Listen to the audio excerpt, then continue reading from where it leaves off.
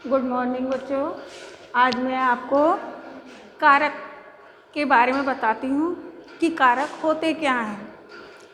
तो सबसे पहले मैं आपको चिन्हों के ज़रिए से आपको बताती हूँ कि ने को से के लिए तुम जानो, ने को से के लिए तुम जानो, से को मैं पर हे अरे पहचानो।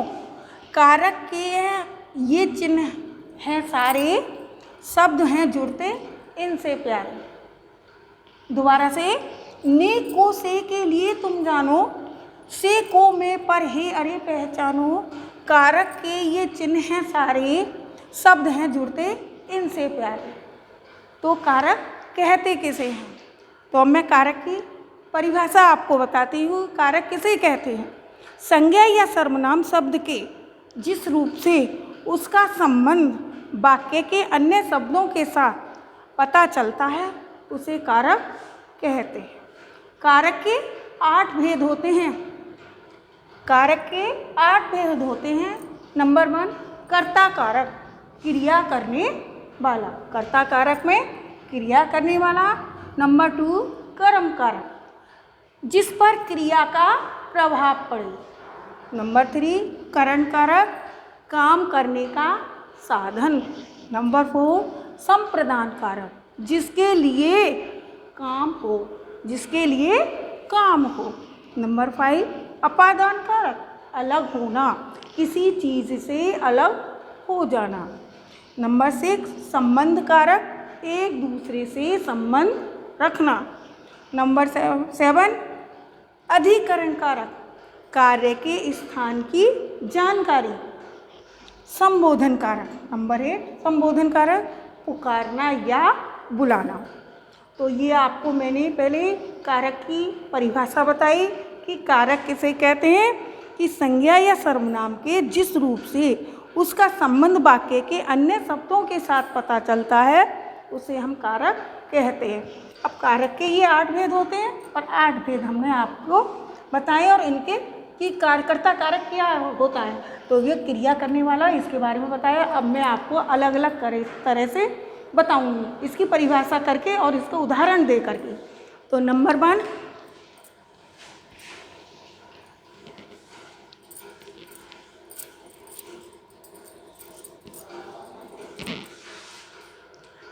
है कर्ता कारक। नंबर 1 कर्ता कारक में जो इसमें क्रिया करने वाला जो होता है, जो क्रिया करता है वह कर्ता कारक कहलाता है। जैसे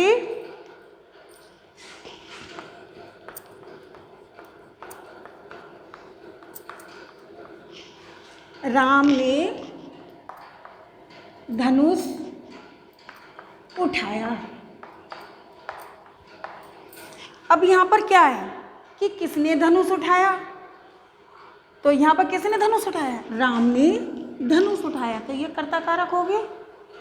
तो यहाँ क्या हुआ? राम कर्ता कारक हुआ और धनुष राम ने ही उठाया। तो आपको पता चल गया कि जो क्रिया करता है वही कर्ता कारक कहलाता है। नंबर 2, कर्म कारक,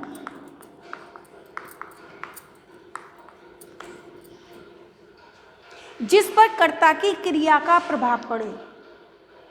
जिस पर कर्ता की क्रिया का प्रभाव पड़े वह कर्म कारक कहलाता है। जैसे दादी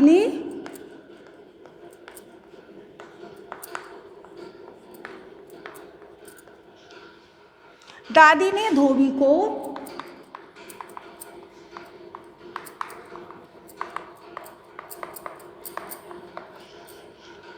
अब दादी ने किसको बुलाया?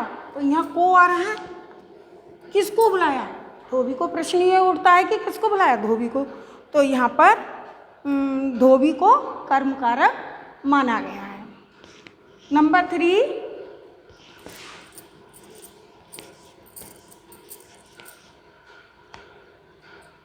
करण कारक,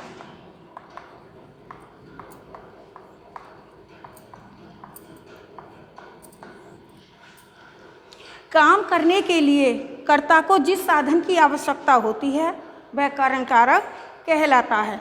जैसे माँ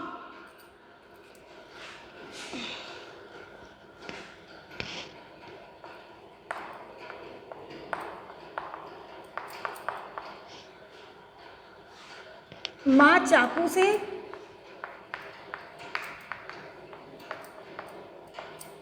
सब्जी काट रही है।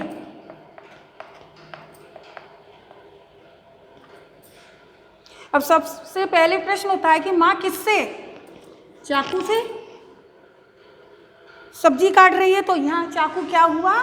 करण कारक हो गया, करण कारक है।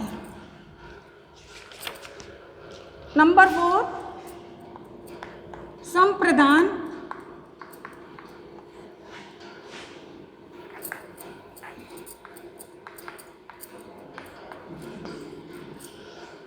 संप्रदान कारक। कर्ता जिसके लिए काम करता है वह संप्रदान कारक कहलाता है। जैसे पिताजी श्यामा के लिए खिलौने लाए। जैसे पिताजी श्यामा के लिए खिलौने लाए।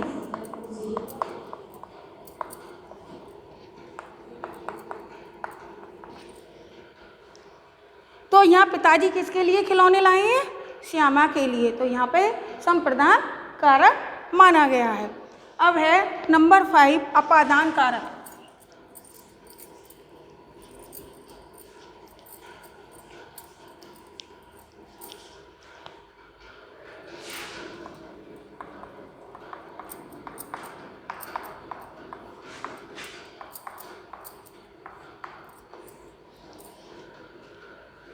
संज्ञा या सर्वनाम के जिस रूप से गिरने, दूर होने, अलग होने के भाव का पता चले वहाँ पर अपादान कारक कहलाता है। जैसे कोई की चोंच से रोटी गिर गई।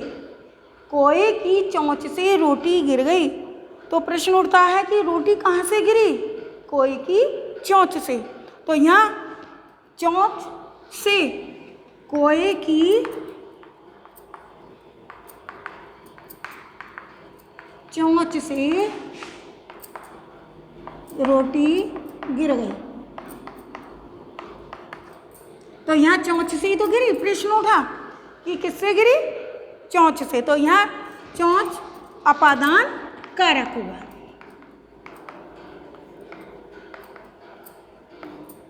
अब आ जाइए नंबर 6, संबंध कारक।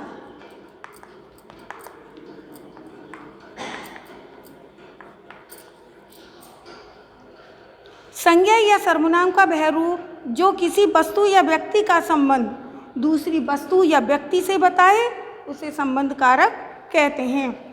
जैसे राम राजा दशरथ के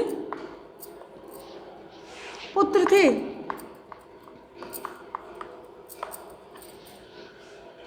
तो राम किसके पुत्र थे?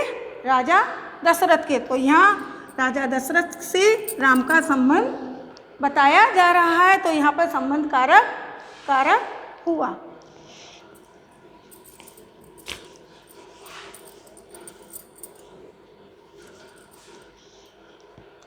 नंबर 7,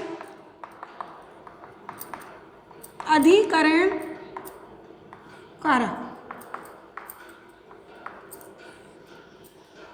जिस शब्द से कार्य के होने के स्थान की जानकारी मिले उसे अधिकरण कारक कहते हैं। जैसे राष्ट्रपति ने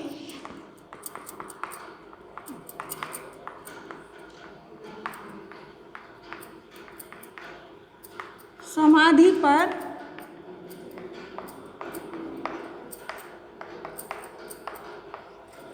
फूल चढ़ाए। तो राष्ट्रपति ने किस पर फूल चढ़ाए? समाधि पर। तो यहाँ पर अधिकरण कारक है। अब इसके बाद है आपका संबोधन कारक।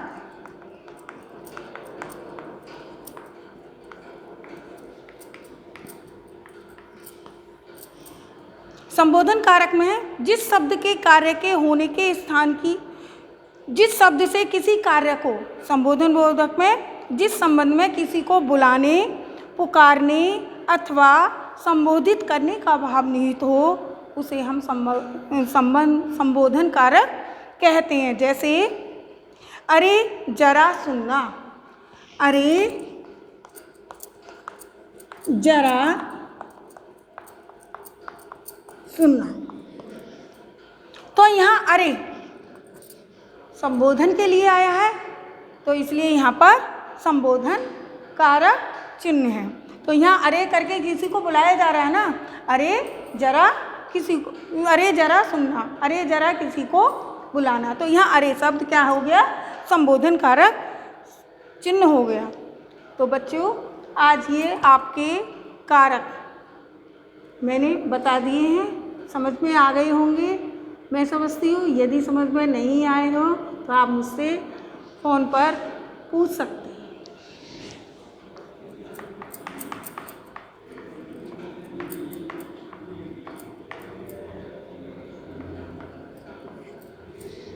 Thank you.